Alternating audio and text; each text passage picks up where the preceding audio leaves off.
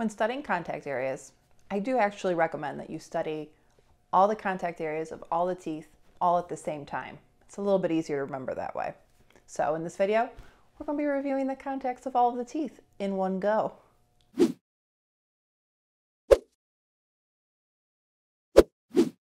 contact area is the area of the tooth that is in contact with an adjacent tooth in the mouth. All of the teeth are going to have a mesial contact and a distal contact, except the last tooth in the arch, which will be the second molar or the third molar if those are in. Because there is no tooth to the distal, they'll only have a mesial contact. A proper contact area is important to stabilize the dental arch, prevent food impaction or food getting in between the teeth, and to help form embrasures. The position of the contact area is described based on the thirds of the tooth. So from the facial, it'll be described based on the cervical third, middle third, or incisal third of the anterior teeth, or the cervical third, middle third, and occlusal third of the posterior teeth. When viewed from the occlusal, the thirds will be described based on the facial third, middle third, and lingual third. Now, as promised, let's look at the contacts of all of the teeth in one go. I recommend making a chart based on these contacts.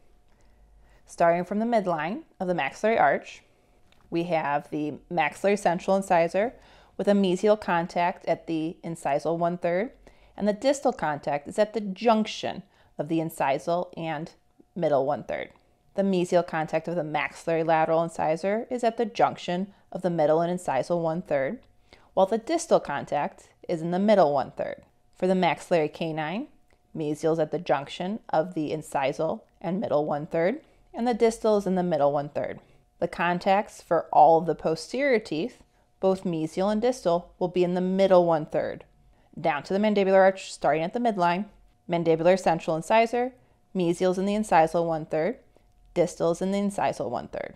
Mandibular lateral incisor, mesial is in the incisal 1/3, distal is in the incisal 1/3.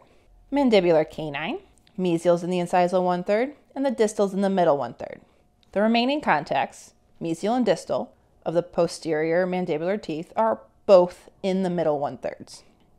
So as a chart, it will just look like this.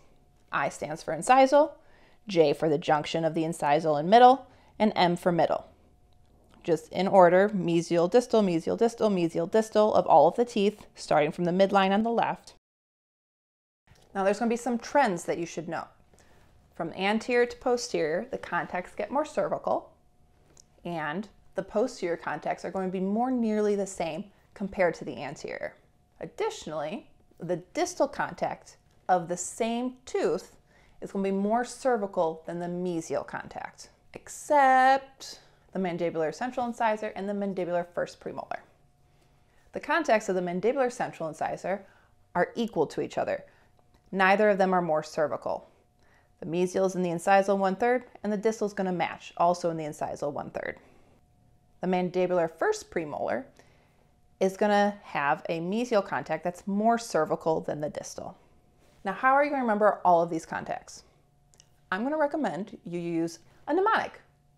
A mnemonic is just going to take a silly sentence where the first letter of each word is going to represent what you want to remember. So in this case, we need a silly sentence that's going to match the contacts of the maxillary anterior teeth for starters. So we need something that's going to go I, J, J, M, J, M. Silly sentence I've chosen: if jumping jacks make jumbo muscles, ... Now for the mandibular, I, M. It's going to be the grammatically incorrect continuation. I've muscles. So I have muscles. Maybe. Do you think so? For the posterior, they're all in the middle. We don't need a mnemonic for that one. Just remember muscles for all of them.